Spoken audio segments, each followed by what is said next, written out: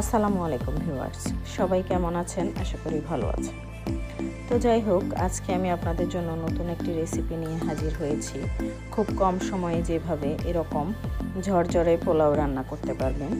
শুরুতেই আমি একটি ফ্রাই প্যানে পেঁয়াজটা হালকা একটু ভেজে নেই এবং অন্যদিকে চালগুলোকে ভালো করে ধুয়ে পানি ঝরিয়ে একে একে এখানে আদা বাটা, রসুন বাটা, গরম মশলা, কাঁচামরিচ সব কিছু একবারে দিয়ে ভালো করে চালটাকে ভেজে নেই।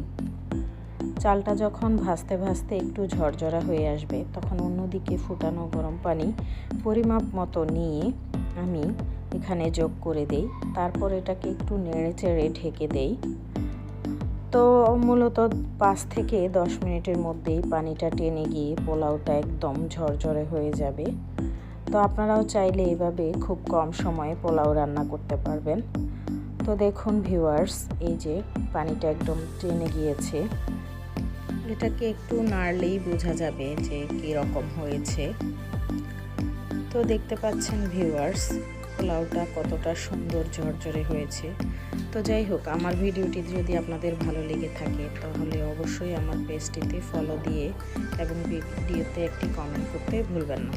আজ এই পর্যন্তই, দেখা হবে অন্য কোনো ভিডিওতে। আসসালামু আলাইকুম।